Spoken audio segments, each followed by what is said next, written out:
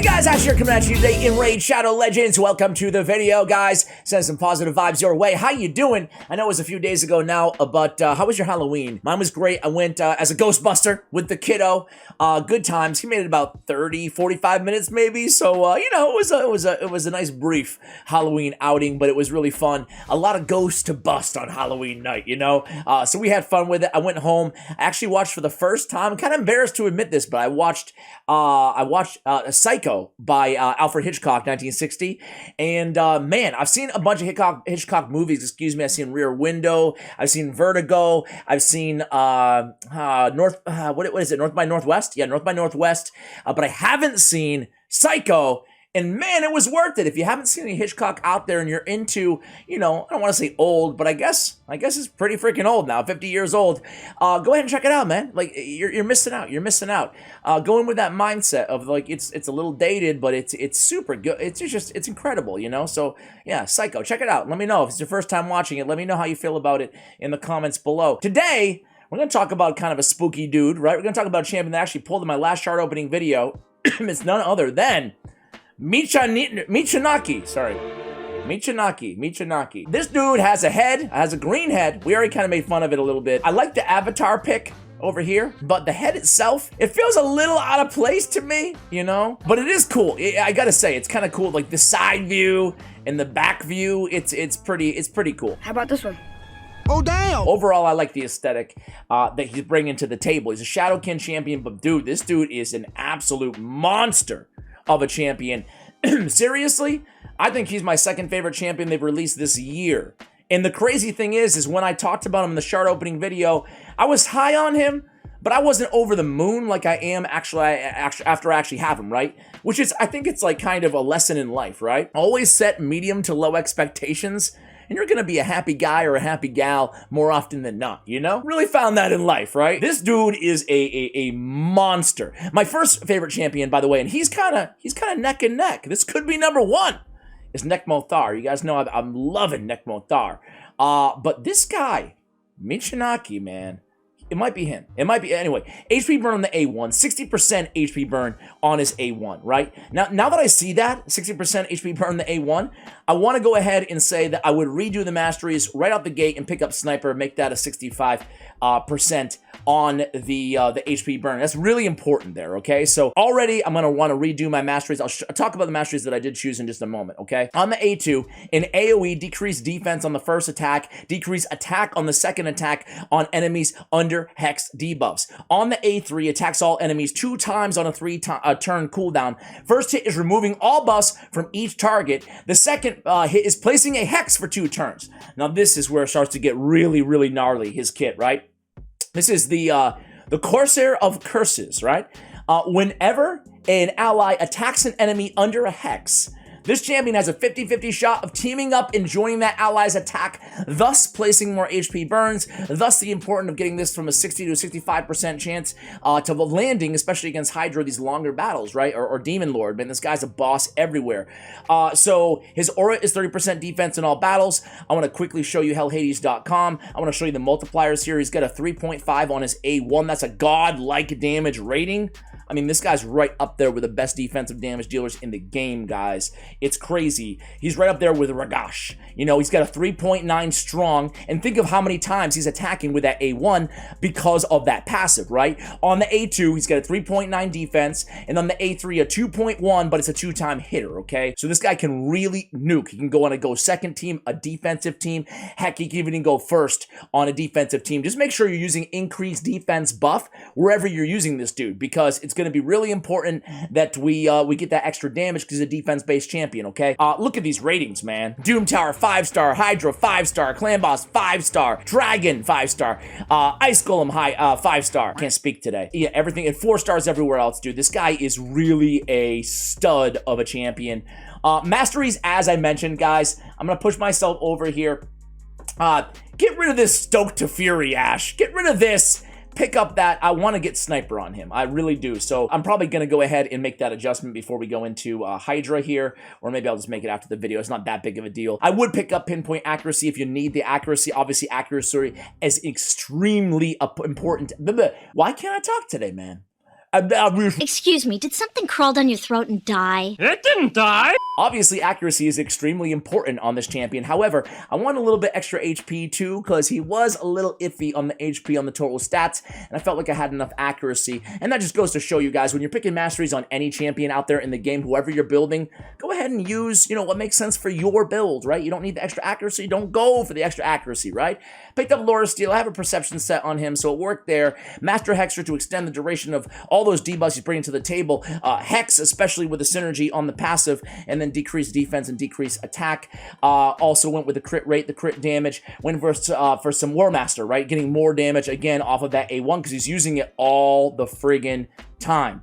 6 people on my team. 50% chance of joining up every single time one of them attacks an enemy. It's just really crazy. He can outdamage so many champions that you wouldn't think just on initially looking at him in Hydra Clan Boss. I'm going to show you guys that today. Now, you guys know me. My favorite champions in the game, not all the time, but more often than not, I had to throw him in a Relentless set, because do what you do, but just do more of it, please, because you're that good.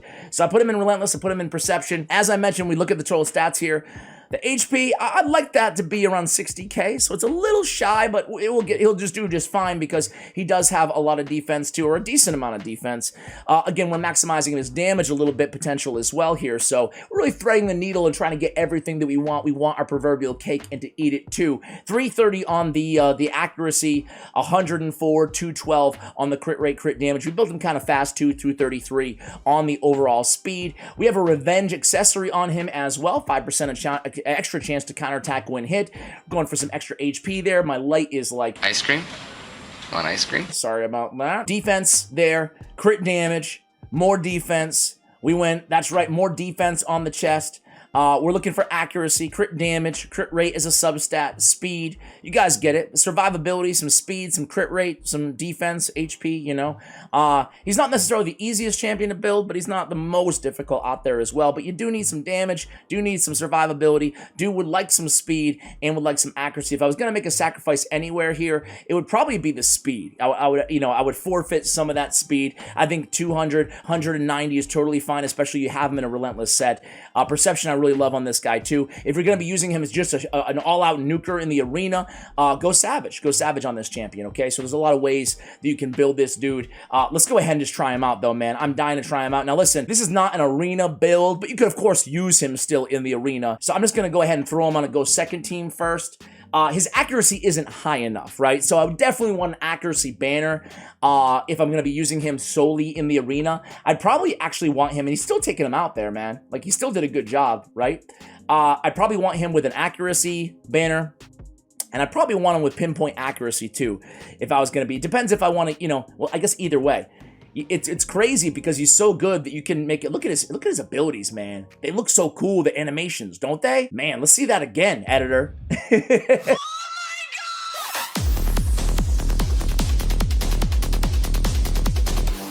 Damn, it feels good to be a gangster. Let's just take him into one more arena battle here.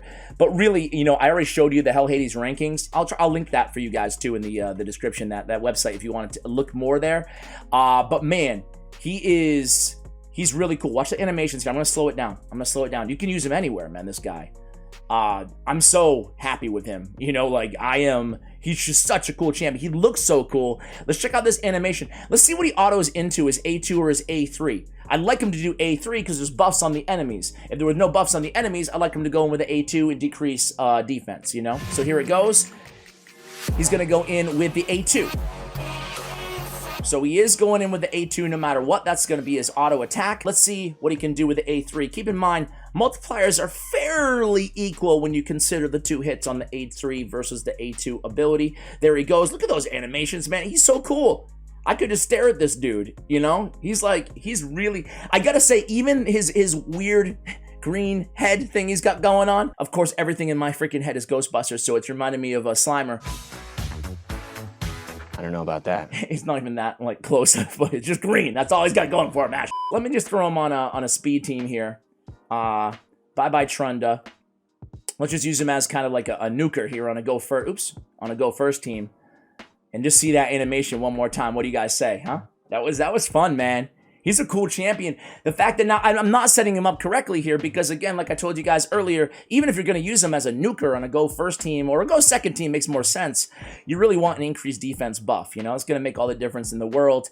On that last time team, we had Siffy to give that increased defense. It's going to be hitting a lot harder. Keep in mind, it's a double benefit, right? Any defense nuker you're using in the entire game, you're going to be seeing a massive extra benefit from having that increased defense, more survivability, and way more damage. So here he comes again.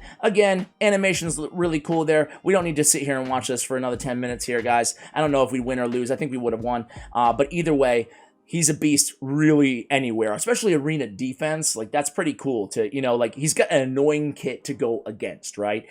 So let's go ahead. Hydra is really where, to me, Demon Lord and Hydra, you know, old school, new school clan boss, that is where he's like the crown jewel of your collection if you're lucky enough to get your hands on this dude. I'm going to go into Brutal here. I haven't used any keys yet, and I need to get with it.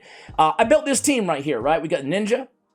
We go with Mithrala, because what I want to do is, with Mithrala, I want to get that, like, ultra hex synergy, have another hexer on the team. She's also bringing the increased defense and the increased attack to the squad. We have Inquisitor to help with those fears. We have Rector as our reviver. We have Necmo because I love him. And, yeah, Ninja's DPS. So we'll see if this team can stay alive. I guess my only concern with this team is there enough survivability there. So we're going to see what kind of damage he can put out. But I want to stay with you guys just for a minute and take a look at kind of how this team's going to work here. I haven't tried this team out yet, but there he goes, man. I mean, he's already taken extra turns, man. Now check this out. Ninja's gonna go in.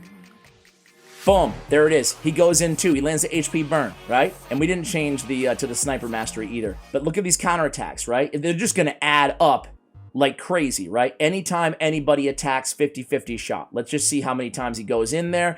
And keep in mind, he's not just counterattacking. He's counterattacking plus HP burn, plus War Master procs. You know, it's a lot. He's bringing a lot to the table there. So let's see. Come on, man. I wanted a little bit something. So he's getting the relentless extra turns. He's getting the counterattacks all the time. There it is again. Or that was actually his A1. My bad there. But he's going to come in and also serve a dual purpose as a buff remover on this squad, right? Because that's definitely a weakness of this team. But he has it on 3-turn cooldown in a relentless set. Built pretty fast. He should be able to strip off those buffs from the enemies. And with, I think, what, around 340 accuracy or so, I think that's going to be high enough to make sure we remove all, and there it goes. All those buffs removed from the enemies. He gets the extra turn, I think, again. We're going to see if he starts attacking again. Come on, man. Join the attack. There we go. And you can see that A1 does hit pretty dang hard, right? Not too bad. Let's keep it going here, man. He's bringing decreased attack to the table. We have them almost always under Hex. Keep in mind, they buffed Hex. You know, God, how long ago was that? They buffed Hex 5-6 months ago to where they gave a little bit of damage to it. And now that they gave it damage, you know, that's actually going to help as well. Going to help him make a champion like this really, really super compelling. There we go. He's joining in more attacks. I see that sometimes, look at that. HP burn. He got 43k. Plus a 20k War Master, plus an HP burn, and just think of how many times that's going to happen throughout the longer duration of a battle. This guy's a monster. Have I made my point clear? All right, guys, I will be back. We'll see how much damage we can put up with this squad. I will be right back. All right, guys, so what? Geez, 70 million damage, 214 turns, 43 minutes later, he got eaten. He got eaten, but I'm very curious to see what overall damage he will have put, especially compared to Ninja, Inquisitor, Shamil. I mean, these guys are just absolute machines. They also have the Brimstone Mastery, so there's that. But yeah, I'm just really curious to see how everybody kind of stacks up here. I'm going to stop it at 70 mil. Because, you know, it's overkill at this point, man. It's overkill. But the damage is really, really nice with this squad. I was a little bit worried. We don't have a Provoker on the squad. It's not necessarily what you could say as a balanced team. We do have a Cleanser. We don't have any block debuffs, so we're taking all that poison damage. We have to worry about those Provokes, etc. But now that we get the 70 mil, let's just go ahead and end this. We're going to go ahead and keep the results, but let's see the damage total here. Keep in mind here, as we see already. Oh my God. If he hadn't died or gotten eaten, he probably would have out-damaged Ninja. That is insane. insane, man. Considering he's bringing Hex, he's bringing decreased attack, he's our main debuffer, our decreased defense champion here. I mean, that is incredible. This dude is a monster. All Ninja's bringing is damage. He's bringing a lot of it. He's doing great. But I can't believe that, man. I can't believe how much damage he did. That's insane. I don't know, man. I mean, here's Necmo's stats, too. Not too bad, not too bad. So 7 million for Necmo, 11 million for Inquisitor, nothing for Retro Draft. And then, oh my god, Michinaki, 20 million. Ninja, 20 million. Mithrala, 8 million. Guys, this guy is a boss of a champion.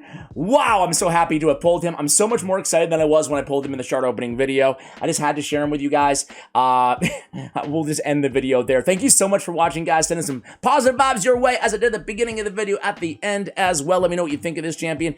Is he as good as I'm hyping him up to be? Let me know in the comments below. I know you will either way. Thank you for watching, and as always, take care, guys.